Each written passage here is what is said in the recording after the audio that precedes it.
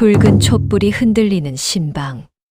신랑 강민재가 천천히 신부의 족두리를 벗겼습니다. 당신은 도대체 누구? 약혼한 미인 언니 대신 평범한 동생이 신부 자리에 앉아 있었던 것입니다. 과연 무슨 일이 있었던 걸까요? 국화야담을 찾아주신 여러분, 구독과 좋아요로 응원해주시고 댓글로 복을 받아가세요. 오늘의 이야기 시작하겠습니다. 조선 한양 북촌의 소판서 댁이 있었습니다. 한때는 권세 높은 판서였으나 지금은 몰락하여 빚에 쪼들리고 있었습니다. 소판서에게는 두 딸이 있었는데 큰딸 소연과 작은딸 소희였습니다. 언니 소연은 한양에서 소문난 미인이었습니다. 버드립 같은 눈매, 복사꽃 같은 뺨, 배꽃 같은 피부. 길을 지나가면 사람들이 고개를 돌려 쳐다볼 정도였습니다. 반면 동생 소희는 평범한 얼굴에 작은 키, 수수한 인상이었습니다. 소판서는 큰딸만 예뻐했습니다. 소연아, 내가 우리 집안을 일으켜 세울 것이다. 작은딸 소희는 늘 뒷방 구석에서 바느질이나 하고 있었습니다. 어느 봄날이었습니다. 소판서 댁의 개성에서 중매쟁이가 찾아왔습니다. 판서님, 좋은 혼처가 있사옵니다. 중매쟁이는 개성 제1의 상단 주인 강영감 댁 이야기를 꺼냈습니다. 강영감은 개성에서 손꼽히는 부자이옵니다. 아들 강민재 도령은 26세, 아직 장가를 못 갔는데 판서님 댁 큰따님 소문을 듣고 혼담을 청하였습니다. 소판서의 눈이 반짝였습니다. 빚을 갚을 기회가 온 것입니다. 그리하겠소. 소연이를 강도령에게 보내겠소. 중매쟁이가 기뻐하며 절을 올렸습니다. 판서님, 한 가지 조건이 있사옵니다. 강도령은 개성에서 장사가 바빠 한양에 올 수 없습니다. 그러니 신부만 개성으로 가서 혼례를 치러야 합니다. 소판서는 고개를 끄덕였습니다. 문제없소. 소연이를 보내겠소. 그날 저녁 소판서는 큰딸 소연을 불렀습니다. 소연아, 내게 좋은 혼처가 들어왔다. 소연은 고개를 끄덕였습니다.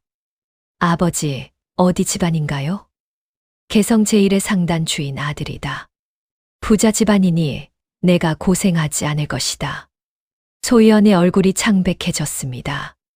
사실 소연에게는 마음에 두고 있는 사람이 있었습니다. 바로 이웃 양반댁 서자 출신 도령이었습니다. 둘은 몇 달 전부터 몰래 만나고 있었고 이미 도망칠 계획까지 세워둔 상태였습니다. 아버지, 소녀는 무슨 소리냐? 이미 정해진 일이다. 소연은 입을 다물 수밖에 없었습니다. 방으로 돌아온 소연은 동생 소희를 불렀습니다. 소희야, 이리 와봐. 소희가 조심스럽게 언니 방으로 들어갔습니다. 언니, 무슨 일이에요? 소연은 소희의 손을 잡으며 눈물을 흘렸습니다. 소희야, 나 큰일 났어. 아버지가 나를 개성상인 집에 시집 보내려고 해. 소희는 놀라 언니를 바라봤습니다. 언니, 좋은 일 아니에요. 부잣집이라며. 소연은 고개를 저었습니다.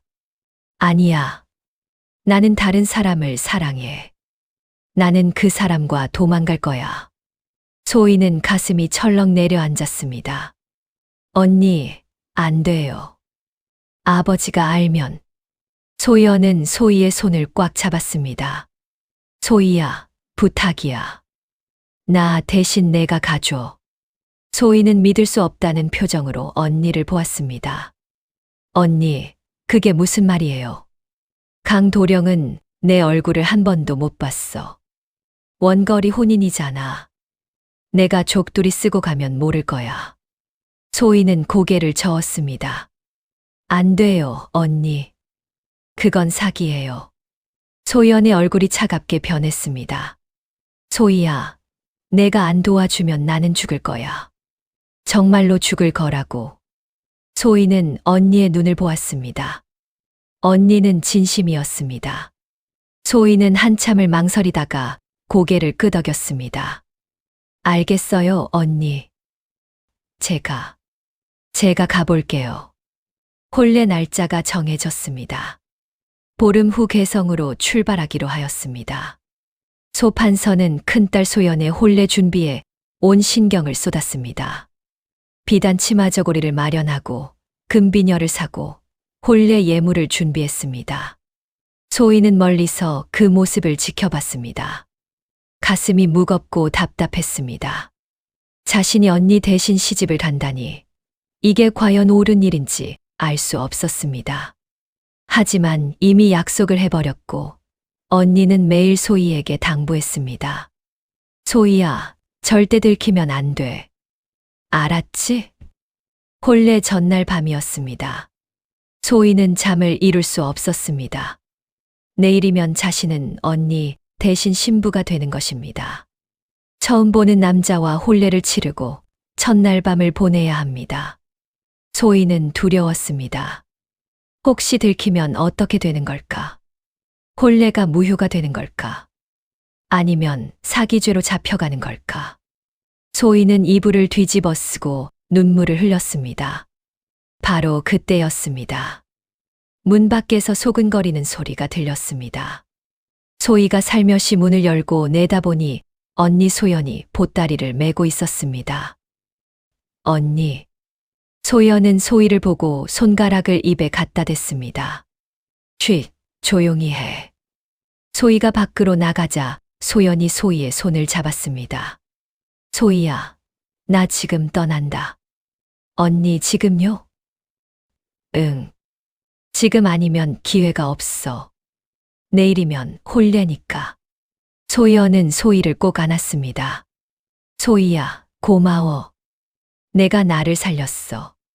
그리고는 어둠 속으로 사라졌습니다. 소희는 그 자리에 멍하니 서 있었습니다. 아침이 밝았습니다. 혼례 날이었습니다. 하인들이 분주하게 움직이고 있었고 마당에는 가마가 준비되어 있었습니다. 소판서가 큰딸 소연을 찾았습니다. 소연아, 어디 있느냐? 이제 출발해야 한다. 하지만 소연의 방은 비어 있었습니다. 소판서는 집안을 뒤지기 시작했습니다. 소연아, 소연아. 하지만 소연은 없었습니다. 소판서의 얼굴이 새하얗게 질렸습니다. 이게 무슨 일이냐? 신부가 사라졌다. 소 부인이 울음을 터뜨렸습니다. 영감, 어찌 된 일이옵니까? 큰애가 어디로 간 것이옵니까? 하인들이 사방을 수소문했으나 소연의 행방은 알 수 없었습니다. 소판서는 땅을 치며 통곡했습니다. 망했구나. 우리 집안이 망했구나. 개성강 영감댁에서는 이미 혼례 준비를 끝내고 신부를 기다리고 있을 것입니다. 신부가 나타나지 않으면 혼담은 파기되고 소판서 댁은 사기꾼으로 낙인 찍힐 것입니다. 더구나 이미 받은 예물과 돈은 어떻게 돌려줄 것인가. 소판서는 절망에 빠졌습니다. 그때 소희가 앞으로 나섰습니다. 아버님. 소판서가 작은 딸을 보았습니다. 소희야, 지금은 내가 나설 때가 아니다. 소희는 고개를 숙이며 말했습니다. 아버님, 소녀가 언니 대신 가겠습니다. 순간 소판서와 소부인이 소희를 바라봤습니다. 뭐라고? 소희는 떨리는 목소리로 말을 이었습니다. 강도령은 언니 얼굴을 한 번도 못 봤습니다. 소녀가 족두리를 쓰고 가면 모를 것입니다. 소판서는 잠시 망설였습니다. 하지만 다른 방법이 없었습니다. 신부가 나타나지 않으면 집안이 완전히 망합니다. 소판서는 고개를 끄덕였습니다. 그리하거라. 내가 언니 대신 가거라. 소희는 황급히 혼례복을 입었습니다. 붉은 치마와 노란 저고리, 그리고 족두리. 거울을 보니 낯선 자신의 모습이 비쳤습니다. 소 부인이 소희의 손을 잡았습니다. 소희야, 미안하구나. 내가 이런 짐을 짊어지게 해서. 소희는 고개를 저었습니다. 괜찮습니다, 어머님. 제가 할 수 있는 일입니다. 소희는 가마에 올랐습니다. 가마가 들리자 소판서 댁을 떠나기 시작했습니다. 소희는 가마 안에서 눈물을 흘렸습니다. 자신은 지금 어디로 가고 있는 걸까? 처음 보는 남자와 혼례를 치르고 평생을 함께 살아야 하는 걸까? 가마는 하루 종일 달렸습니다. 해가 지고 어둠이 내렸을 때 가마는 개성에 도착했습니다. 신부 행차 들어갑니다. 하인들의 외침 소리가 들렸습니다. 소희는 가슴이 쿵쾅거렸습니다. 가마가 멈추고 문이 열렸습니다.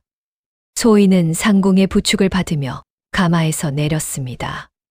족두리가 무거워 고개를 들 수가 없었습니다. 신부가 도착하였습니다. 웅장한 저택이 눈앞에 펼쳐졌습니다. 한양의 소판서 댁보다 훨씬 크고 화려한 집이었습니다. 소희는 떨리는 발걸음으로 대문 안으로 들어갔습니다. 혼례가 시작되었습니다. 마당에는 초례상이 차려져 있었고 하객들이 모여 있었습니다. 소희는 족두리를 쓴 채 초례상 앞에 섰습니다. 맞은편에 신랑이 서 있었습니다. 소희는 고개를 숙이고 있어서 신랑의 얼굴을 볼 수 없었습니다. 다만 신랑의 신발만 보였는데 깨끗하고 단정한 신발이었습니다. 신랑 신부, 절 올리시오. 두 사람은 하늘에 절을 올렸습니다. 그리고 땅에 절을 올렸습니다. 마지막으로 서로에게 절을 올렸습니다. 혼례가 끝났습니다. 이제 두 사람은 부부였습니다. 하지만 소희는 알고 있었습니다. 자신은 거짓 신부라는 것을. 언니 소연을 사칭하여 이곳에 온 것을. 첫날 밤이 되면 모든 것이 들통날 것이라는 것을. 소희는 두려움에 떨었습니다. 혼례가 끝나고 잔치가 벌어졌습니다. 소희는 신부 대기실에 홀로 앉아 있었습니다. 족두리는 여전히 벗지 못하고 있었습니다. 상궁이 들어와 말했습니다. 신부마님, 잠시 후 신랑 도련님께서 오실 것입니다. 준비하시지요. 소희는 숨이 막혔습니다. 드디어 첫날 밤이 오는 것입니다. 신랑이 신부의 얼굴을 보게 되는 것입니다. 그리고 자신이 소연이 아니라는 것을 알게 되는 것입니다. 소희는 손을 떨며 기다렸습니다. 문 밖에서 발소리가 들렸습니다. 신랑이 오고 있었습니다. 소희는 눈을 꼭 감았습니다. 문이 열렸습니다. 신랑 강민재가 방 안으로 들어왔습니다. 강민재는 신부를 보았습니다. 족두리를 쓰고 고개를 숙이고 앉아있는 신부. 강민재는 가슴이 두근거렸습니다. 원거리 혼인이라 신부 얼굴을 한 번도 보지 못했습니다. 다만 중매쟁이가 한양에서 손꼽히는 미인이라고 했습니다. 강민재는 천천히 신부에게 다가갔습니다. 부인, 이제 얼굴을 봐도 되겠소? 소희는 떨리는 목소리로 대답했습니다. 네, 서방님. 강민재는 조심스럽게 손을 뻗어 족두리를 벗기기 시작했습니다. 족두리가 벗겨졌습니다. 신부의 얼굴이 드러났습니다. 강민재는 그 자리에 얼어붙었습니다. 눈앞의 신부는 중매쟁이가 말했던 절세미인이 아니었습니다. 평범한 얼굴, 작은 키, 수수한 인상. 강민재는 뒤로 물러섰습니다. 당신이 소연 아씨가 아니오. 소희는 고개를 숙였습니다. 눈물이 뺨을 타고 흘러내렸습니다. 강민재의 목소리가 차갑게 변했습니다. 대체 당신은 누구요? 소연 아씨는 어디 있소? 소희는 떨리는 목소리로 대답했습니다. 소녀는 소연 언니의 동생 소희입니다. 강민재는 믿을 수 없다는 표정으로 소희를 바라봤습니다. 동생, 그럼 소연 아씨는 어디 있단 말이오? 소희는 눈물을 흘리며 말했습니다. 언니는 다른 사람을 사랑해서 도망갔습니다. 소녀가 대신 온 것입니다. 강민재는 주먹을 꽉 쥐었습니다. 사기였소. 이 혼인은 사기였소. 강민재는 방문을 박차고 나갔습니다. 소희는 그 자리에 주저앉아 흐느꼈습니다. 강민재는 사랑방으로 돌아와 책상을 내리쳤습니다. 사기다. 완전히 속았어. 하인들이 놀라 달려왔으나 강민재는 모두를 물리쳤습니다. 혼자 남은 강민재는 분노와 배신감에 몸을 떨었습니다. 원거리 혼인이라 신부 얼굴을 보지 못한 것을 이용한 것입니다. 한양소 판서댁 절대 용서하지 않겠다. 강민재는 밤새 잠을 이루지 못했습니다. 다음 날 아침 일찍 강민재는 아버지 강영감을 찾아갔습니다. 아버님, 큰일이 났습니다. 강영감이 차를 마시다 고개를 들었습니다. 무슨 일이냐? 강민재는 어젯밤 일을 모두 말했습니다. 신부가 약혼녀 소연이 아니라 동생 소희라는 것을. 소연은 다른 남자와 도망갔다는 것을. 강영감의 얼굴이 불그락푸르락 변했습니다. 뭐라고? 사기를 쳤단 말이냐? 강영감은 당장 한양으로 사람을 보냈습니다. 소 판서를 끌고 와서 따지겠다는 것이었습니다. 민재야, 이 혼인은 무효다. 당장 그 계집을 내쫓아라. 하지만 강민재는 고개를 저었습니다. 아버님, 이미 혼례를 치렀습니다. 하객들도 모두 보았고 문서에도 도장을 찍었습니다. 강영감은 주먹으로 탁자를 내리쳤습니다. 그렇다고 속은 채로 살란 말이냐? 강민재도 답답하기는 마찬가지였습니다. 조선의 법으로는 이미 혼례를 치른 부부는 쉽게 갈라설 수 없었습니다. 더군다나 신랑 측에서 일방적으로 파혼하면 오히려 소문만 나빠질 것입니다. 시어머니 강부인이 며느리 소희를 불렀습니다. 소희는 떨리는 발걸음으로 안방에 들어갔습니다.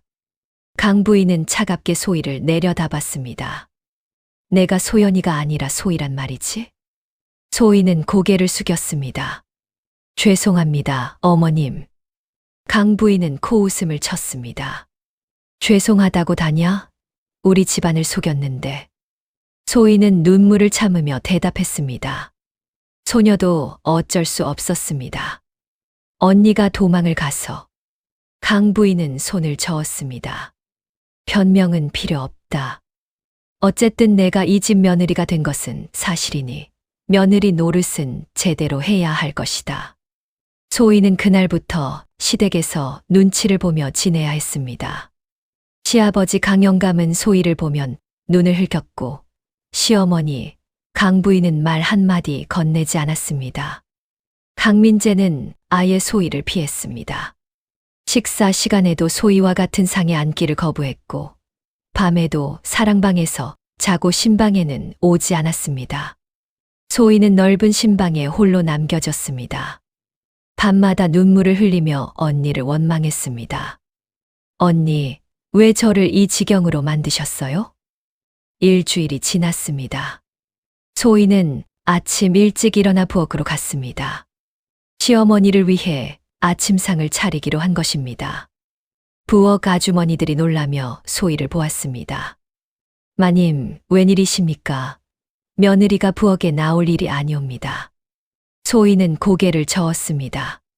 괜찮습니다. 제가 시어머님 진지를 준비하고 싶습니다. 소희는 정성스럽게 죽을 끓였습니다. 소희는 어리적부터 살림을 배웠기에 손놀림이 능숙했습니다. 잣죽에 대추를 넣고 꿀을 타서 은은한 단맛을 냈습니다. 아침상을 들고 시어머니 방으로 갔습니다.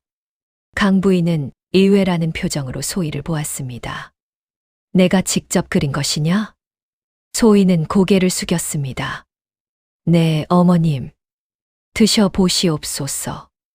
강부인은 반신반의하며 숟가락을 들었습니다. 한 입 먹어보니 눈이 커졌습니다. 맛이 일품이었습니다. 잣의 고소함과 대추의 단맛이 입안에 퍼졌습니다. 강부인은 몇 숟가락을 더 떠먹었습니다. 맛이 괜찮구나. 소희는 조심스럽게 웃었습니다. 감사합니다, 어머님. 그날 이후 소희는 매일 아침 시어머니의 진지를 준비했습니다. 처음에는 냉담하던 강부인도 조금씩 마음을 열기 시작했습니다. 어느 날 강 부인이 소희를 불렀습니다. 소희야, 내가 바느질을 할 줄 아느냐? 소희는 고개를 끄덕였습니다. 네, 어머님. 어릴 적부터 배웠습니다. 강 부인은 비단 한 피를 내밀었습니다. 그럼 이것으로 도련님 두루마기를 지어보거라. 소희는 비단을 받아들고 방으로 돌아갔습니다. 나흘 밤을 새워 소희는 두루마기를 완성했습니다. 바느질이 정교하고 매듭이 단정했습니다. 강 부인은 두루마기를 보고 감탄했습니다. 이야, 솜씨가 보통이 아니구나. 강 부인은 두루마기를 아들 강민재에게 전했습니다. 민재야, 내 마누라가 진 옷이다. 입어보거라. 강민재는 두루마기를 받아들고 살펴봤습니다. 솜씨가 훌륭했습니다. 하지만 강민재는 입지 않고 그대로 장롱에 넣어버렸습니다. 필요 없습니다. 소희는 그 소식을 듣고 가슴이 아팠습니다. 하지만 포기하지 않았습니다. 더 열심히 시댁일을 거들었습니다. 마당을 쓸고 빨래를 하고 시어머니를 시중들었습니다. 하인들도 소희를 보며 혀를 내둘렀습니다. 애기 마님께서 참 부지런하시구만. 얼굴은 평범해도 마음씨는 고운 분이야. 한 달이 지났습니다. 어느 날 밤 강영감이 갑자기 쓰러졌습니다. 가슴을 움켜쥐고 신음하는 것이었습니다. 영감, 영감, 정신 차리시오. 강 부인이 비명을 질렀고 하인들이 급히 의원을 불러왔습니다. 하지만 밤이 깊어 의원이 쉽게 오지 않았습니다. 강영감의 얼굴은 점점 파래지고 있었습니다. 소희가 방으로 뛰어들어왔습니다. 어머님, 소녀가 봐도 되겠습니까? 강 부인은 놀라 소희를 보았습니다. 내가 무엇을 안다고? 소희는 조심스럽게 대답했습니다. 소녀가 어릴 적 의원 할아버지께 의술을 조금 배웠습니다. 강민재가 사랑방에서 달려왔습니다. 아버님, 아버님. 강민재는 소희를 밀쳐냈습니다. 비켜라. 내가 무얼 안다고. 하지만 강영감의 상태는 점점 악화되고 있었습니다. 숨소리가 가늘어지고 있었습니다. 강 부인이 소리쳤습니다. 민재야, 일단 저 애를 시켜봐라. 이대로는 내 아버지가 죽는다. 강민재는 이를 악물고 물러섰습니다. 소희는 강영감에게 다가가 맥을 짚었습니다. 그리고 가슴과 배를 눌러보며 상태를 확인했습니다. 체한 것입니다. 급히 토하게 해야 합니다. 소희는 부엌으로 달려가 소금물을 준비했습니다. 그리고 강영감에게 마시게 한 후 등을 두드렸습니다. 잠시 후 강영감이 토하기 시작했습니다. 음식물이 쏟아져 나왔고 강영감의 안색이 조금씩 돌아왔습니다. 소희는 다시 따뜻한 차를 준비해 마시게 했습니다. 천천히 드십시오. 이제 괜찮으실 것입니다. 강영감은 가쁜 숨을 몰아쉬며 소희를 보았습니다. 고맙다, 며느리야. 강민재는 멀리서 그 모습을 지켜봤습니다. 소희가 아버지를 살린 것입니다. 의원이 오지 않았다면 아버지는 위험했을 것입니다. 강민재는 복잡한 표정으로 소희를 바라봤습니다. 이 여자가 정말 사기꾼일 뿐일까? 아니면 무언가 다른 면이 있는 것일까? 강민재는 혼란스러웠습니다. 다음 날 아침 강영감은 완전히 회복되었습니다. 강영감은 소희를 불러 손을 잡았습니다. 며느리야, 어젯밤 내가 나를 살렸구나. 소희는 고개를 숙였습니다. 당연한 일을 했을 뿐입니다, 아버님. 강영감은 소희를 다시 보게 되었습니다. 비록 소연의 대리신부로 왔지만 이 며느리에게는 분명 장점이 있었습니다. 앞으로 우리 집 의원 노릇을 내가 해주겠느냐? 소희는 고개를 끄덕였습니다. 네, 아버님. 제가 할 수 있는 일이라면 무엇이든 하겠습니다. 그날 이후 소희의 입지가 조금씩 나아졌습니다. 시아버지는 소희를 인정하기 시작했고 시어머니도 며느리로 대해 주었습니다. 하지만 강민재만은 여전히 차가웠습니다. 소희와 말을 섞지 않았고 여전히 사랑방에서 혼자 잤습니다. 소희는 그런 강민재가 안타까웠습니다. 자신이 잘못한 것은 맞지만 그래도 이제는 부부가 아닌가. 소희는 강민재의 마음을 얻고 싶었습니다. 어느 날 오후 소희는 사랑방 앞을 지나다 멈춰 섰습니다. 안에서 강민재의 신음소리가 들렸습니다. 소희는 걱정이 되어 문을 두드렸습니다. 서방님, 괜찮으십니까? 들어오지 마시오. 하지만 소희는 문을 열고 들어갔습니다. 강민재는 책상에 엎드려 이마를 짚고 있었습니다. 두통이 심한 듯 했습니다. 소희는 조심스럽게 다가갔습니다. 서방님, 머리가 아프신가 봅니다. 제가 침을 놓아드릴까요? 강민재는 고개를 저었습니다. 필요 없소. 나가시오. 하지만 소희는 물러서지 않았습니다. 이미 침통을 가지고 온 상태였습니다. 잠깐만 참으십시오. 금방 나아지실 것입니다. 소희는 강민재의 손목과 머리에 침을 놓기 시작했습니다. 강민재는 거부하려 했으나 두통이 너무 심해 그냥 내버려 두었습니다. 침을 맞은 지 잠시 후 강민재의 두통이 가라앉기 시작했습니다. 머리가 맑아지고 시원해졌습니다. 강민재는 놀라 소희를 보았습니다. 정말 나아졌소. 소희는 조심스럽게 웃었습니다. 다행입니다, 서방님. 강민재는 소희를 물끄러미 바라봤습니다. 처음으로 소희의 얼굴을 제대로 본 것 같았습니다. 평범한 얼굴이지만 눈빛만큼은 맑고 진실했습니다. 강민재는 고개를 돌렸습니다. 고맙소. 이제 나가보시오. 소희는 조용히 방을 나갔습니다. 강민재는 홀로 남아 생각에 잠겼습니다. 자신은 소희를 사기꾼으로만 생각했습니다. 하지만 소희는 매일 시댁 일을 성실히 했고 아버지를 살렸으며 자신의 두통도 낫게 해주었습니다. 도대체 저 여자는 무엇인가? 강민재는 혼란스러웠습니다. 미워하려 해도 미워할 수 없는 사람. 소희는 그런 존재가 되어가고 있었습니다. 2달이 지났습니다. 소희는 이제 강씨 집안의 당당한 며느리가 되어 있었습니다. 시댁 식구들도 소희를 인정했고 하인들도 소희를 따랐습니다. 동네 사람들도 강도령댁 며느리가 의술도 하고 살림도 잘한다는 소문을 들었습니다. 하지만 강민재만은 여전히 소희와 거리를 두고 있었습니다. 같은 집에 살지만 부부 같지 않았습니다. 소희는 그것이 가장 슬펐습니다. 어느 날 저녁 소희는 마당에 혼자 앉아 있었습니다. 달빛이 은은하게 마당을 비추고 있었습니다. 소희는 하늘을 보며 한숨을 쉬었습니다. 언니, 지금 어디서 무엇을 하고 계세요? 그때 뒤에서 목소리가 들렸습니다. 밤 공기가 차오. 안으로 들어가시오. 소희는 놀라 돌아봤습니다. 강민재가 서 있었습니다. 소희는 황급히 일어섰습니다. 서방님, 언제 나오셨습니까? 강민재는 소희 옆에 앉았습니다. 잠시 바람을 쐬러 나왔소. 두 사람은 잠시 침묵 속에 앉아 있었습니다. 강민재가 먼저 입을 열었습니다.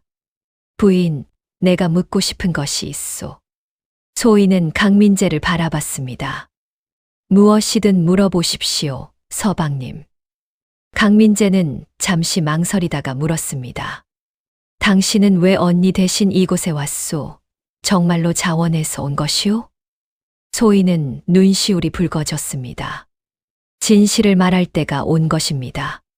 서방님, 사실은 소희는 그날 밤 있었던 일을 모두 말했습니다.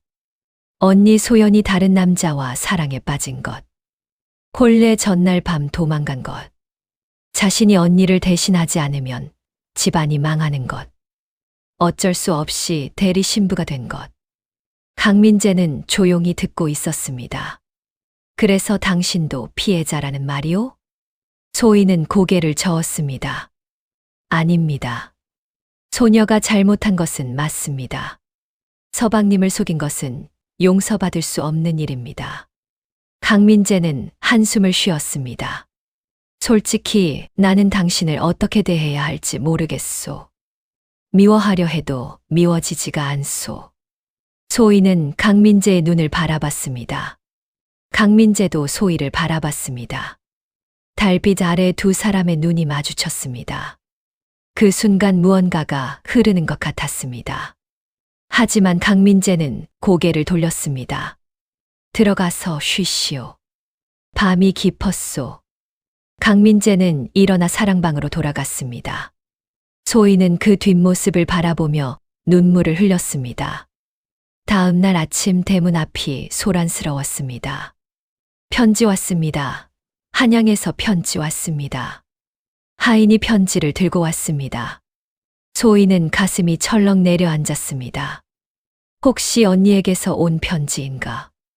강민재가 편지를 받아 뜯어봤습니다. 편지를 읽던 강민재의 얼굴이 굳어졌습니다. 이게 무슨... 소희는 떨리는 목소리로 물었습니다. 서방님, 무슨 편지입니까? 강민재는 편지를 소희에게 내밀었습니다. 편지는 언니 소연에게서 온 것이었습니다. 내용은 충격적이었습니다. 동생아, 미안하구나. 하지만 나는 행복하게 잘 살고 있어. 그런데 한 가지 문제가 생겼어. 내가 도망친 것이 들통나서 아버지가 큰 빚을 지게 되었어. 내가 그 집에서 잘 지내고 있다면 돈을 좀 보내줄 수 있겠니? 소희는 편지를 읽고 눈물이 핑 돌았습니다. 언니는 미안하다는 말도 없이 돈을 요구하고 있었습니다. 강민재는 차갑게 말했습니다. 당신 언니는 정말 대단한 사람이요. 그때 강영감이 나타났습니다. 무슨 일이냐? 강민재는 편지를 아버지에게 보여드렸습니다. 강영감은 편지를 읽고 코웃음을 쳤습니다. 도망가 놓고 이제는 돈을 달라고? 뻔뻔하기 짝이 없구나. 강영감은 소희를 보았습니다. 며느리야, 내 언니가 보낸 편지다. 내 생각은 어떠하냐? 소희는 고개를 숙였습니다. 아버님, 죄송합니다. 언니가 철이 없습니다. 강영감은 손을 저었습니다. 네, 잘못이 아니다. 하지만 이 편지에는 답장하지 마라. 우리가 호구가 아니다. 하지만 소희는 마음이 무거웠습니다. 언니 때문에 아버지가 빚을 졌다니. 소희는 자신의 친정 식구들이 걱정되었습니다. 그날 밤 소희는 강민재를 찾아갔습니다. 서방님, 한 가지 부탁이 있습니다. 강민재는 책을 읽다 소희를 보았습니다. 무슨 부탁이요? 소희는 무릎을 꿇었습니다. 친정 아버지가 빚을 지셨다고 합니다. 제가 그 빚을 갚을 수 있도록 도와주시겠습니까? 강민재는 소희를 일으켜 세웠습니다. 무릎 꿇지 마시오. 당신은 이 집 며느리요. 소희는 눈물을 흘렸습니다. 강민재는 한숨을 쉬었습니다. 알겠소. 내가 한양에 사람을 보내 알아보겠소. 하지만 당신 언니에게는 절대 돈을 보내지 마시오. 소희는 고개를 끄덕였습니다. 감사합니다, 서방님. 강민재는 소희의 눈물을 보며 마음이 복잡했습니다. 이 여자는 자신을 속였지만 가족을 위해서는 무릎까지 꿇는 사람이었습니다. 며칠 후 한양에서 소식이 왔습니다. 소판서는 정말로 큰 빚을 지고 있었고 집까지 팔아야 할 지경이었습니다. 강민재는 사람을 보내 그 빚을 갚아주었습니다. 소희는 강민재에게 깊이 절을 올렸습니다. 서방님, 평생 이 은혜를 잊지 않겠습니다. 강민재는 고개를 돌렸습니다. 당신 아버지는 내 장인어른이요. 당연한 일을 했을 뿐이요. 하지만 소희는 알았습니다. 강민재의 마음이 조금씩 열리고 있다는 것을. 세 달이 흘렀습니다. 소희와 강민재는 여전히 따로 잠을 잤지만 낮에는 함께 차를 마시기도 했습니다. 강민재는 소희에게 상단일을 가르쳐 주었고 소희는 강민재에게 의술을 알려주었습니다. 두 사람은 조금씩 가까워지고 있었습니다.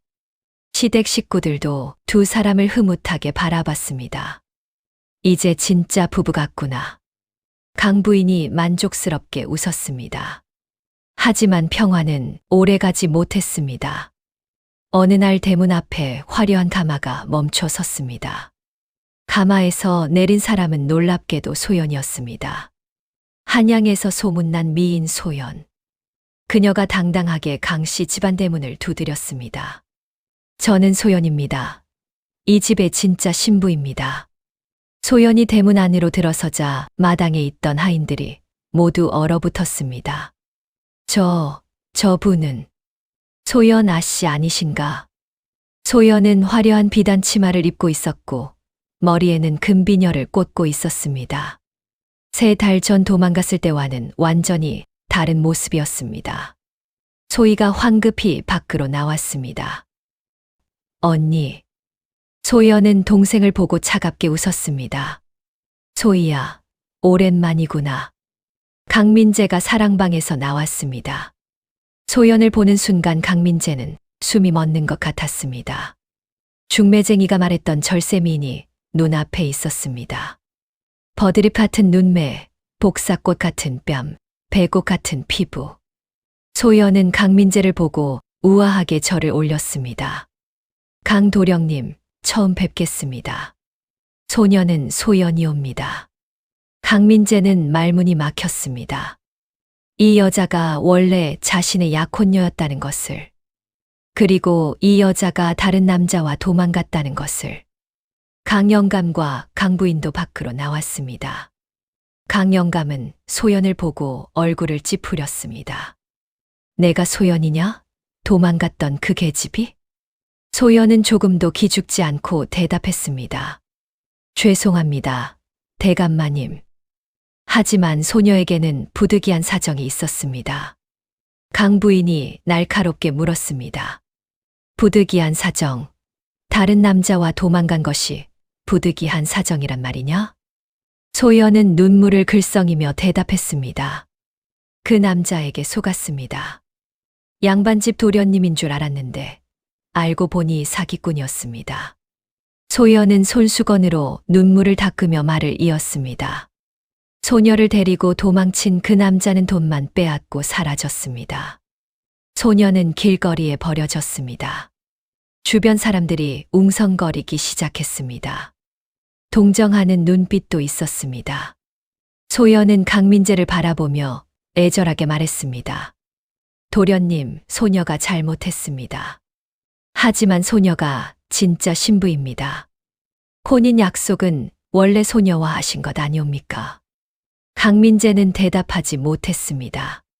사실이었기 때문입니다. 소희는 언니를 보며 가슴이 무너지는 것 같았습니다. 언니가 돌아왔습니다. 그것도 강민재를 찾아온 것입니다. 소희는 떨리는 목소리로 물었습니다. 언니, 왜 돌아오신 거예요? 소연은 동생을 보며 미안한 표정을 지었습니다. 소희야, 미안해. 하지만 나는 내 자리를 되찾으러 왔어. 강도령님과의 혼인은 원래 내 것이었잖아. 소희의 눈에서 눈물이 흘러내렸습니다. 3달 동안 시댁에서 온갖 눈치를 보며 살았습니다. 시아버지를 살렸고 시어머니를 모셨고 강민재의 마음을 조금씩 열었습니다. 이제야 진짜 부부가 되어가고 있었는데 언니가 돌아온 것입니다. 강영감이 소리쳤습니다. 말도 안 되는 소리. 이미 혼례를 치렀다. 소희가 이 집 며느리다. 소연은 고개를 저었습니다. 대감마님, 하지만 그 혼례는 거짓이 아니었습니까? 소희가 소녀를 사치한 것입니다. 법적으로 따지면 그 혼인은 무효입니다. 소연의 말에는 일리가 있었습니다. 신분을 속이고 혼례를 치렀으니 법적으로 다툴 여지가 있었습니다. 강민재는 머리가 복잡했습니다. 법적으로는 소연의 말이 맞습니다. 하지만 3달 동안 함께 살아온 소희를 어떻게 내쫓을 수 있겠습니까? 소연은 강민재에게 다가갔습니다. 도령님, 소녀를 받아주십시오. 소녀가 진짜 소연입니다. 도령님과 혼인 약속을 한 사람은 소녀입니다. 강민재는 소연의 얼굴을 보았습니다. 정말로 아름다운 여인이었습니다. 원래 자신이 맞이하려 했던 신부. 하지만 이상하게도 마음이 끌리지 않았습니다. 강민재는 소희를 돌아봤습니다. 소희는 고개를 숙이고 눈물을 흘리고 있었습니다. 평범한 얼굴이지만 그 눈물이 강민재의 가슴을 찔렀습니다. 강 부인이 나섰습니다. 소연아 씨, 당신이 진짜 신부라는 증거가 있소? 소연은 품에서 혼서지를 꺼냈습니다. 여기 있습니다. 원래 혼서지에는 소연의 이름이 적혀 있습니다. 강 부인은 혼서지를 받아 확인했습니다. 정말로 소연의 이름이 적혀 있었습니다. 강 부인은 한숨을 쉬었습니다. 이를 어쩐다. 주변 사람들이 수군거리기 시작했습니다. 진짜 신부가 돌아왔네. 그럼 소희 마님은 어떻게 되는 거지? 소희는 더 이상 견딜 수 없었습니다. 안채로 뛰어들어가 방문을 닫았습니다. 그리고 이불을 뒤집어 쓰고 흐느꼈습니다. 3달 동안의 노력이 물거품이 되는 순간이었습니다. 강민재가 언니를 선택하면 자신은 어디로 가야 할까? 친정으로 돌아가야 할까? 하지만 친정 아버지는 자신을 받아줄까? 소희는 절망에 빠졌습니다. 그날 밤 강씨 집안은 긴급 가족 회의를 열었습니다. 강 영감, 강 부인, 강민재가 사랑방에 모였습니다. 소연도 함께 있었습니다. 강 영감이 입을 열었습니다. 이 문제를 어떻게 해결할 것인가? 강민재는 대답하지 못했습니다. 강 부인이 말했습니다. 법적으로는 소연 아씨의 말이 맞습니다. 원래 혼인 약속은 소연과 한 것이니까요. 소연이 고개를 끄덕였습니다. 그렇습니다. 소녀가 이 집의 진짜 며느리가 되어야 합니다. 강민재는 소연을 바라봤습니다. 소연아 씨, 한 가지 묻겠소. 당신은 왜 돌아왔소? 진심으로 나와 혼인하고 싶어서요? 소연은 고개를 끄덕였습니다. 물론입니다, 도령님. 소녀는 도령님과 함께 살고 싶습니다. 하지만 강민재는 소연의 눈빛을 보고 알았습니다. 거짓말이라는 것을. 소연의 눈에는 사랑이 아니라 다른 것이 보였습니다. 강민재가 물었습니다.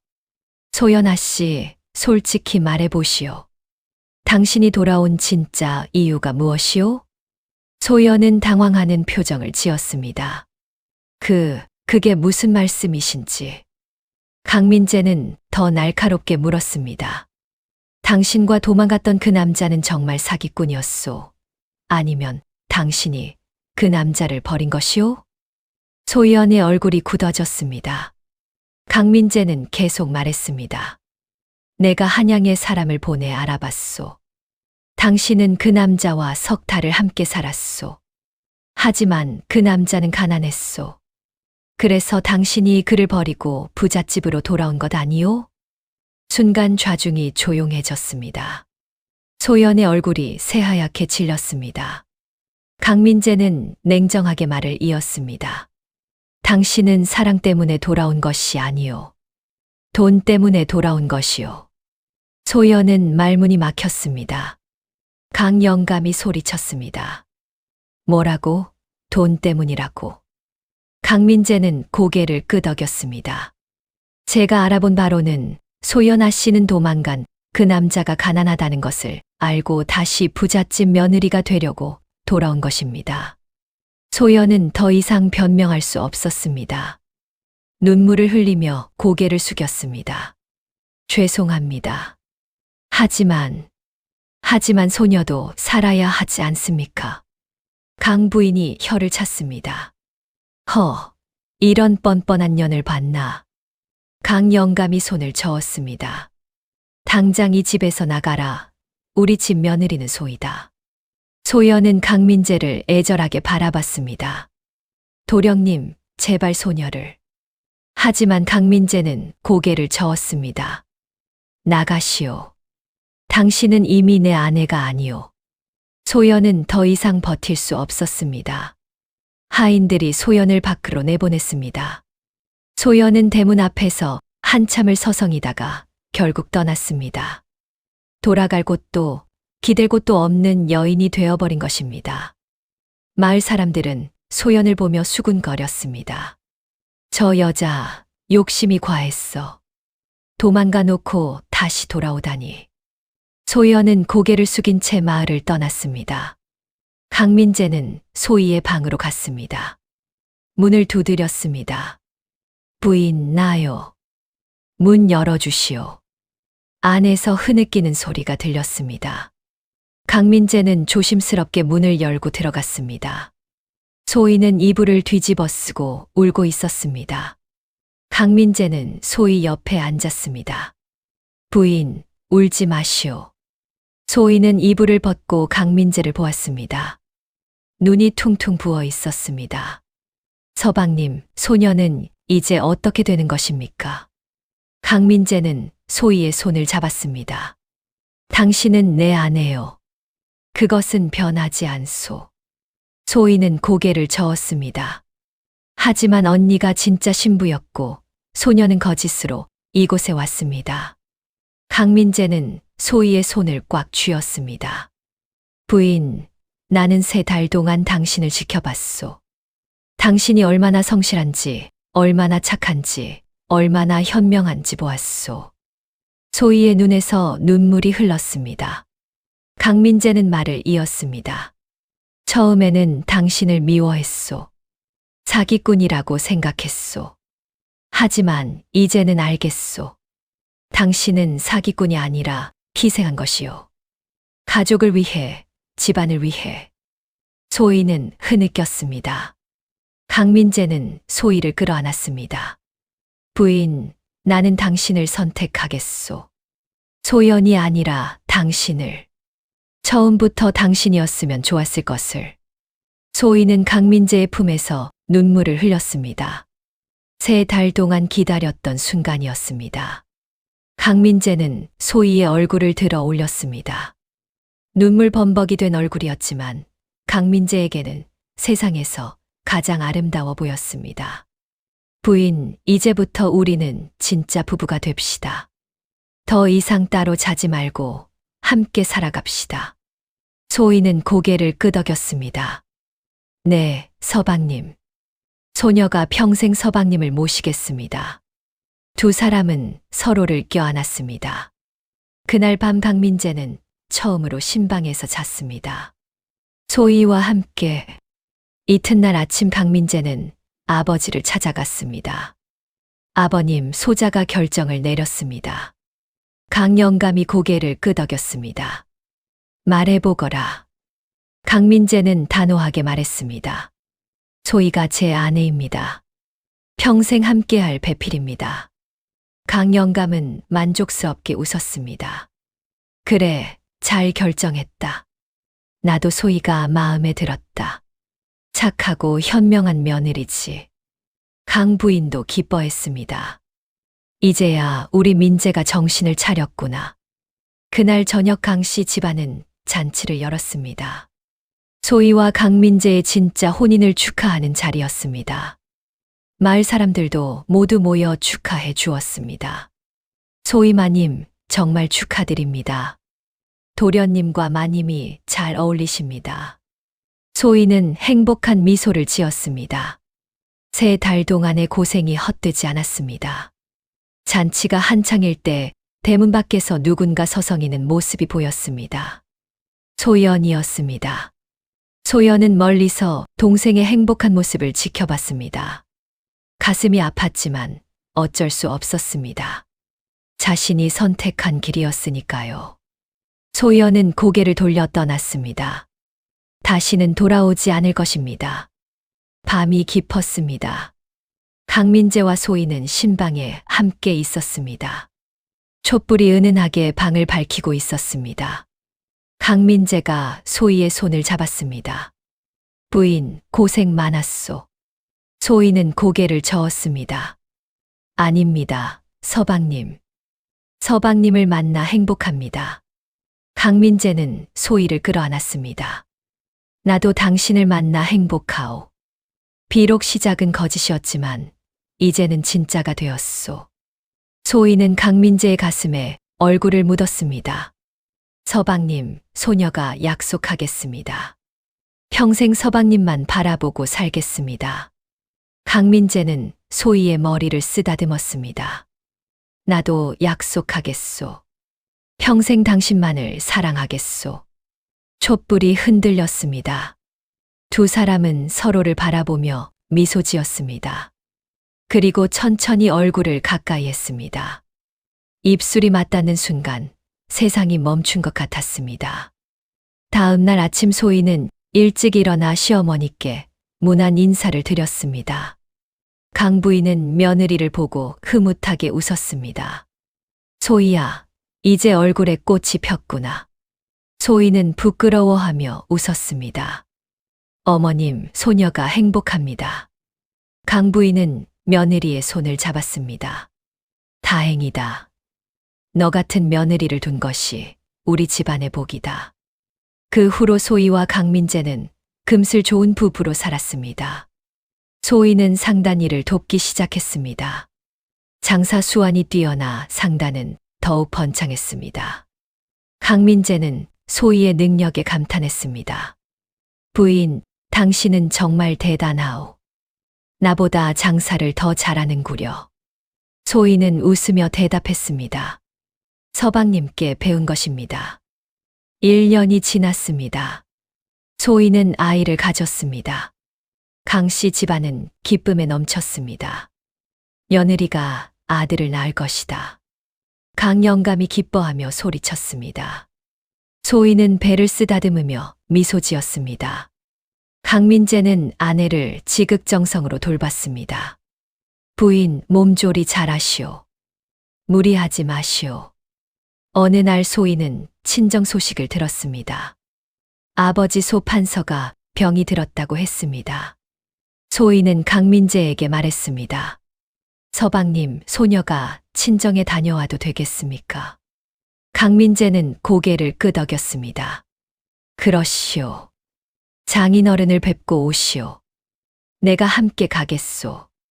두 사람은 한양으로 향했습니다. 한양 소판서 댁은 예전보다 초라해져 있었습니다. 하지만 강민재가 빚을 갚아준 덕분에 집은 지킬 수 있었습니다. 소판서는 병상에 누워 있었습니다. 소희를 보자 눈물을 흘렸습니다. 소희야, 아버지가 잘못했다. 내게 너무 큰 짐을 지웠구나. 소희는 아버지의 손을 잡았습니다. 아닙니다, 아버지. 소녀는 행복합니다. 소판서는 사위 강민재를 보았습니다. 사위, 고맙네. 내 딸을 받아주고 우리 집 빚까지 갚아주고. 강민재는 저를 올렸습니다. 당연한 일을 했을 뿐입니다, 장인어른. 소판서는 소희의 배를 보았습니다. 아이를 가졌구나. 아버지가 이제 편히 눈을 감을 수 있겠구나. 소희는 고개를 저었습니다. 아버지, 그런 말씀 마세요. 오래 사셔야 합니다. 소희는 아버지를 위해 약을 다렸습니다. 의술을 배운 덕분에 아버지의 병을 고칠 수 있었습니다. 한 달 동안 친정에 머물며 아버지를 간호했습니다. 소판서는 점점 회복되었습니다. 소희야, 내가 나를 살렸구나. 소희는 눈물을 흘리며 대답했습니다. 아버지께서 건강하셔야 손자를 보실 수 있습니다. 한편 언니 소연의 소식도 들렸습니다. 소연은 시골 장터에서 장사를 하며 살고 있다고 했습니다. 혼자 살고 있으며 결혼도 하지 못했다고 했습니다. 소희는 언니가 안타까웠지만 어쩔 수 없었습니다. 언니가 선택한 길이었으니까요. 소희는 언니를 위해 쌀과 돈을 보내주었습니다. 언니, 부디 건강하게 사세요. 개성으로 돌아온 소희는 곧 아이를 낳았습니다. 건강한 사내 아이였습니다. 강 씨 집안은 기쁨에 넘쳤습니다. 아들이다, 손자다. 강 영감이 환호성을 질렀습니다. 강민재는 아들을 안고 눈물을 흘렸습니다. 부인 고맙소. 이렇게 건강한 아들을 낳아주어서. 소희는 행복한 미소를 지었습니다. 서방님, 우리 아들이 얼마나 예쁜지 보세요. 아이의 100일 잔치가 열렸습니다. 온 마을 사람들이 모여 축하해 주었습니다. 소희의 친정 식구들도 개성까지 왔습니다. 소판서는 손자를 안고 기뻐했습니다.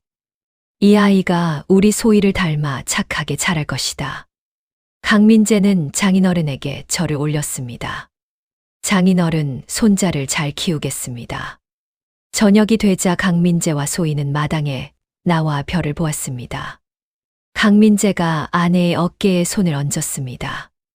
부인, 우리가 참 멀리 왔소. 소희는 고개를 끄덕였습니다. 네, 서방님. 처음 이곳에 왔을 때가 생각나네요. 강민재는 웃으며 말했습니다. 그때는 당신을 미워했는데 이제는 세상에서 가장 사랑하오. 소희는 강민재를 바라봤습니다. 서방님, 소녀도 서방님을 사랑합니다. 평생토록.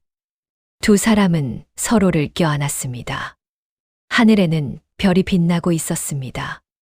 그 별빛 아래 행복한 부부가 서 있었습니다. 거짓으로 시작했지만 진실로 끝난 사랑. 대리 신부 소희는 이렇게 진짜 아내가 되었습니다. 세월이 흘러 강민재와 소희는 100년해로 했습니다. 두 사람은 3명의 자녀를 더 낳았습니다. 아들 둘과 딸 하나. 강씨 집안은 날로 번창했습니다. 소희의 장사 수완 덕분에 개성 제1의 상단이 되었습니다. 마을 사람들은 소희를 존경했습니다. 소희 마님은 정말 대단한 분이시야. 대리 신부로 왔지만 진짜 며느리가 되셨지. 어느 가을날 소희는 시장에서 누군가를 만났습니다. 바로 언니 소연이었습니다. 소연은 많이 늙어 있었습니다. 얼굴에는 주름이 가득했고 옷은 남루했습니다.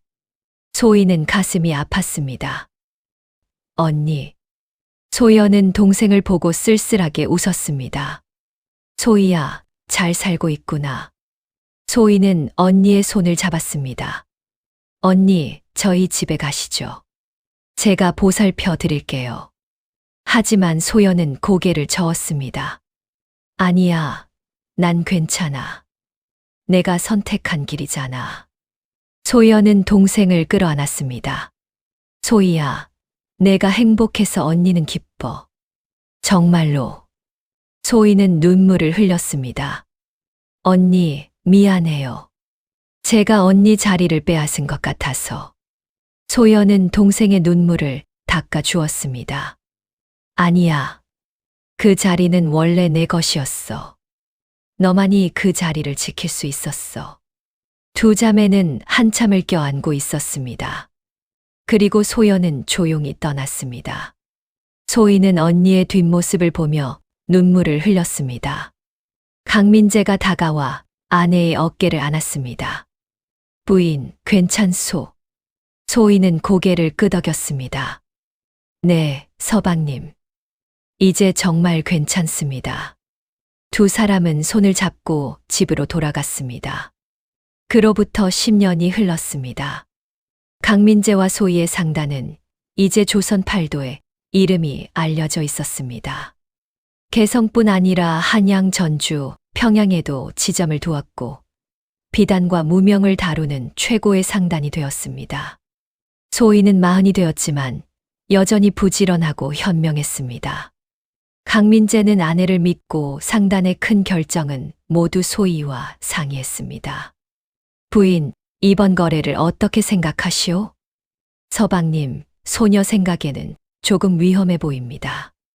부부의 호흡은 완벽했습니다. 장남 방주는 20이 되어 아버지의 사업을 배우고 있었습니다. 영리하고 성실한 청년으로 자랐는데 어머니를 닮아 장사 수완이 뛰어났습니다.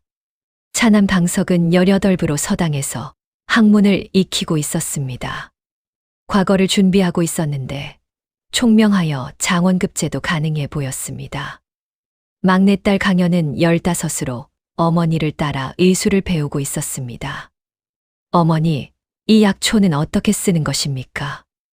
연아, 이것은 열을 내리는 약초란다. 세 자녀 모두 부모를 닮아 훌륭하게 자라고 있었습니다. 어느 봄날이었습니다. 한양에서 어명이 내려왔습니다. 왕실에 납품할 비단을 구한다는 것이었습니다. 대비마마의 회갑 잔치를 위한 비단이었는데 조선 최고의 명주를 찾는다는 내용이었습니다. 강민재는 기쁨과 긴장이 섞인 표정으로 소희에게 말했습니다. 부인, 이번 기회를 잡으면 우리 상단이 왕실 어용상인이 될 수 있소. 소희는 고개를 끄덕였습니다. 네, 서방님. 하지만 쉽지 않을 것입니다. 다른 상단들도 모두 노릴 것입니다. 강민재는 곧바로 준비에 들어갔습니다. 전국에서 가장 좋은 비단을 모으기 시작했습니다. 전주의 명주, 안동의 삼배, 개성의 고급 비단. 모든 것을 최고급으로 준비했습니다. 소희도 직접 비단을 검수했습니다. 이 비단은 색이 고르지 못합니다. 다시 가져오십시오. 이 명주는 합격입니다.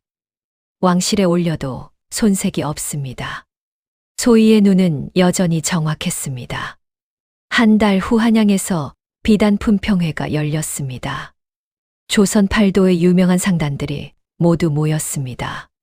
한양의 박씨 상단, 전주의 이씨 상단, 평양의 김씨 상단. 모두 왕실 납품을 노리고 있었습니다. 강민재와 소희도 개성에서 한양으로 올라갔습니다. 장남 강준도 함께 갔는데 아버지의 사업을 배우기 위해서였습니다. 아버지, 긴장되십니까? 그렇다, 준아. 이번 기회는 우리 상단의 운명을 바꿀 수 있다.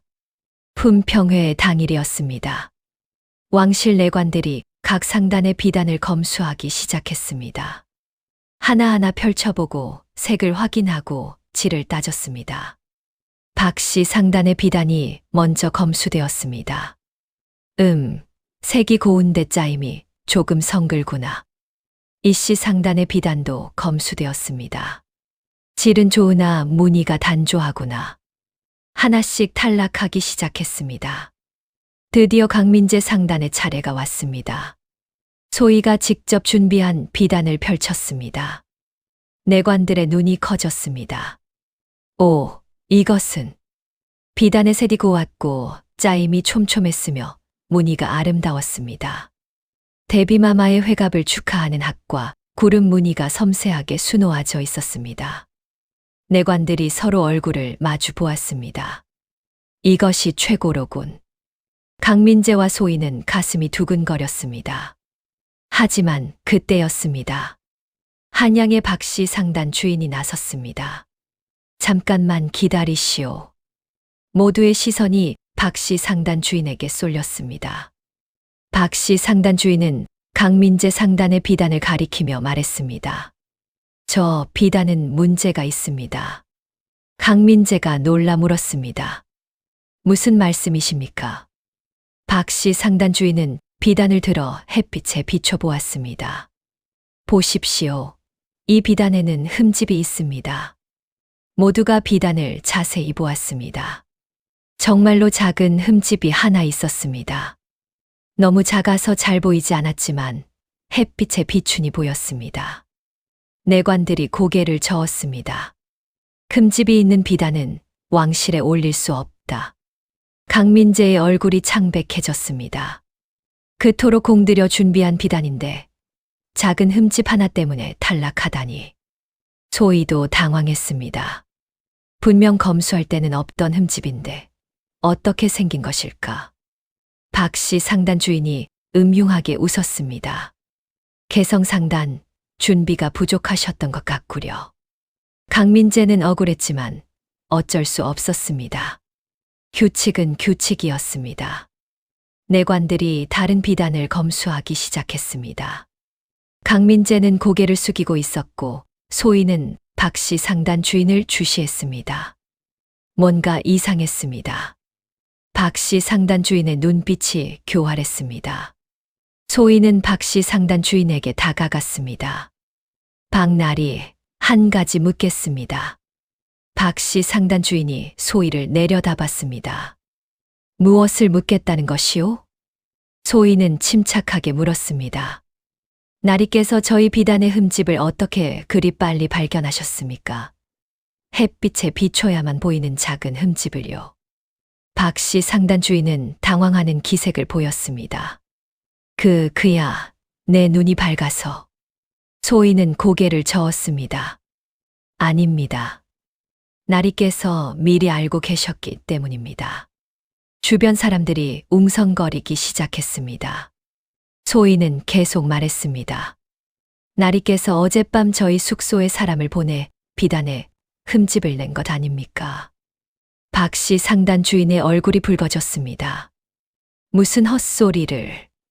하지만 소희는 물러서지 않았습니다. 품에서 무언가를 꺼냈습니다. 작은 바늘이었습니다. 이것은 어젯밤 저희 숙소에서 발견한 바늘입니다. 비단의 흠집을 내는 데 쓰인 것이지요. 소희는 바늘을 내관에게 보여주었습니다. 이 바늘 끝에는 박씨 상단의 표식이 새겨져 있습니다. 내관들이 바늘을 자세히 보았습니다. 정말로 작은 글씨로 박씨 상단이라고 새겨져 있었습니다. 내관들의 얼굴이 굳어졌습니다. 이것이 사실이냐? 박씨 상단 주인은 변명할 수 없었습니다. 증거가 명확했습니다. 내관들은 박씨 상단 주인을 끌어냈습니다. 왕실 납품을 방해한 죄 중하도다. 박씨 상단 주인은 끌려가며 발버둥 쳤으나 소용없었습니다. 소희는 조용히 숨을 내쉬었습니다. 위기를 넘긴 것입니다. 내관들은 강민재 상단의 비단을 다시 검수했습니다. 흠집을 제외하면 완벽한 비단이었습니다. 흠집은 인위적으로 만들어진 것이니 이 비단은 합격이다. 강민재와 소희는 기쁨에 겨워 서로를 바라봤습니다. 왕실 납품이 확정된 것입니다. 장남 강준도 기뻐했습니다. 어머니, 아버지 축하드립니다. 내관이 선언했습니다. 개성강씨 상단을 왕실 어용상인으로 정하노라. 강민재는 깊이 절을 올렸습니다. 황공하옵니다. 나으리. 한양에서 개성으로 돌아오는 길이었습니다. 강민재는 아내 소희의 손을 잡았습니다. 부인, 당신 덕분에 위기를 넘겼소. 소희는 고개를 저었습니다. 서방님께서 좋은 비단을 준비하셨기에 가능한 일이었습니다. 강준이 어머니를 존경하는 눈빛으로 바라봤습니다. 어머니, 어떻게 저 바늘을 발견하신 것입니까? 소희는 아들에게 말했습니다. 준아, 장사는 눈과 귀를 열고 해야 한다. 어젯밤 수상한 소리가 들려서 살펴본 것이란다. 개성에 도착하자 온 가족이 기뻐했습니다. 강 영감은 이미 70이 넘었지만 여전히 건강했습니다. 잘했다, 민재야. 우리 상단이 이제 왕실 어용상인이 되었구나. 강 부인도 며느리 소희를 껴안았습니다. 소희야, 내가 우리 집안의 복덩이다. 차남 강석과 막내딸 강연도 부모님을 축하했습니다. 온 집안이 기쁨으로 가득했습니다. 그날 저녁 잔치가 열렸습니다. 마을 사람들도 모두 모여 축하해 주었습니다. 강나리, 정말 축하드립니다. 소희마님, 대단하십니다. 소희는 겸손하게 인사했습니다. 모두 여러분 덕분입니다. 강민재는 아내를 바라보며 감사했습니다. 20년 전 대리신부로 왔던 그 여인이 이제는 조선 최고 상단의 안주인이 되었습니다. 세월은 더욱 빠르게 흘렀습니다. 강민재와 소희는 50이 되었습니다. 장남 강준은 상단을 물려받아 운영하고 있었습니다. 차남 강석은 과거에 급제하여 관직에 나갔습니다. 막내딸 강연은 의원과 혼인하여 함께 의수를 펼치고 있었습니다. 세 자녀 모두 훌륭하게 자랐습니다. 강영감과 강부인은 이미 세상을 떠났습니다. 편안하게 눈을 감으셨는데 손주들과 증손주들에게 둘러싸여 행복하게 가셨습니다. 소희의 아버지 소판서도 한양에서 편히 눈을 감으셨습니다. 마지막까지 소희가 곁에서 모셨습니다. 소희야, 내가 자랑스럽구나. 아버지는 행복했단다. 소판서는 미소를 지으며 눈을 감았습니다. 어느 가을날이었습니다.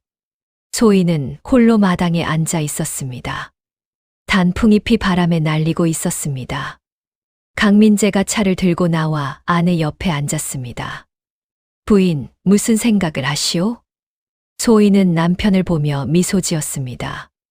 서방님, 우리가 참 멀리 왔네요. 강민재는 고개를 끄덕였습니다. 그렇소. 20년이 흘렀소. 소희는 옛 기억을 떠올렸습니다. 처음 이 집에 왔을 때의 두려움, 첫날 밤에 들통났을 때의 절망, 시댁에서 눈치 보며 살았던 날들, 강민재의 차가운 눈빛, 하지만 포기하지 않고 견뎌낸 시간들, 그리고 서서히 열린 남편의 마음. 서방님, 소녀는 행복했습니다. 강민재는 아내의 손을 잡았습니다. 나도 행복했소, 부인.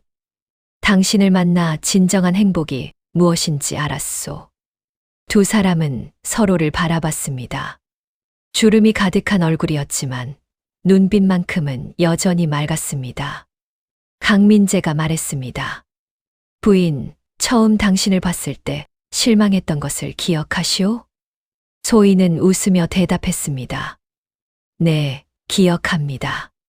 서방님께서 저를 사기꾼이라고 하셨지요. 강민재는 아내의 손을 꽉 쥐었습니다. 하지만 이제는 알겠소.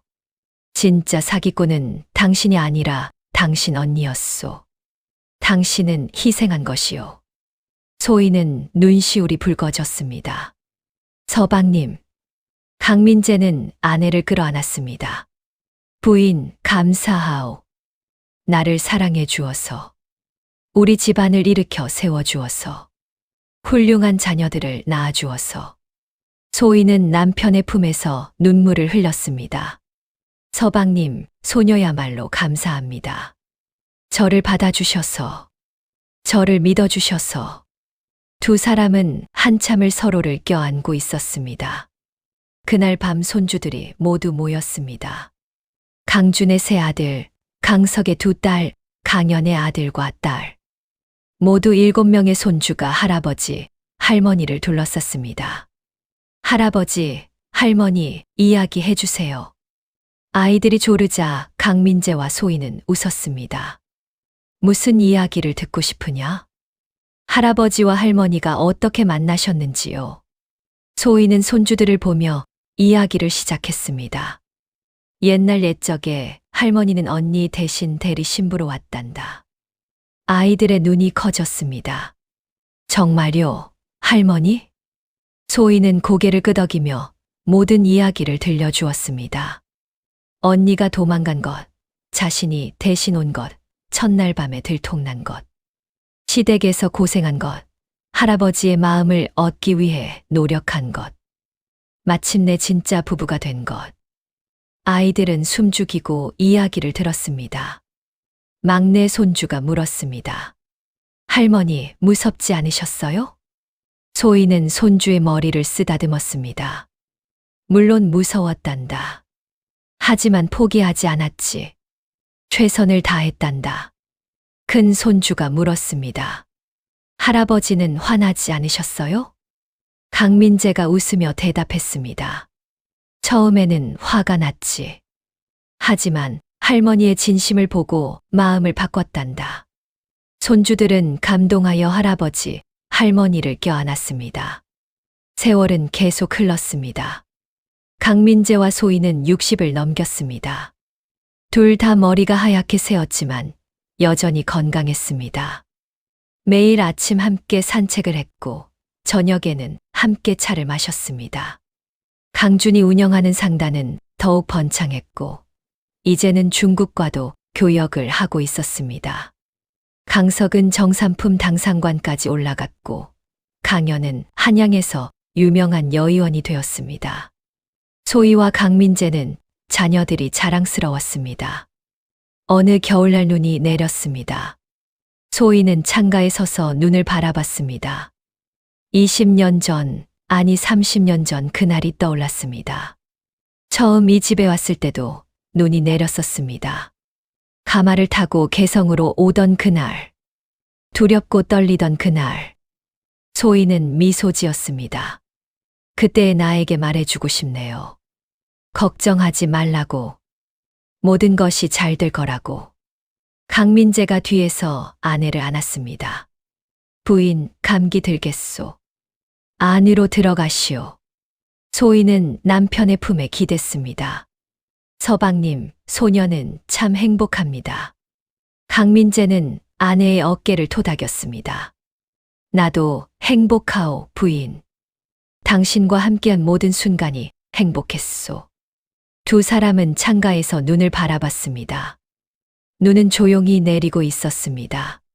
70이 되던 해였습니다.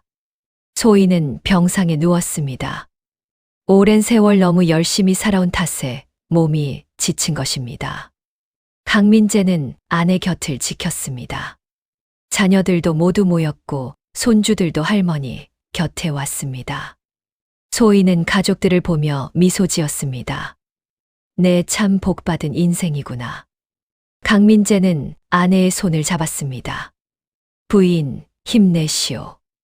아직 할 일이 많소. 소희는 고개를 저었습니다. 서방님, 소녀는 충분히 살았습니다. 행복했습니다. 눈물이 뺨을 타고 흘렀습니다.